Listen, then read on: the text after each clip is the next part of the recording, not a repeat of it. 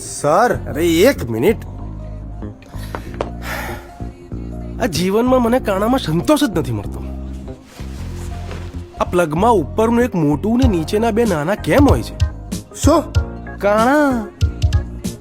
પૂછીને કહું હો હું તમને.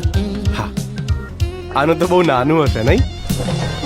Rahul, new recruitment as per your requirement. વાહ. Very talented. સર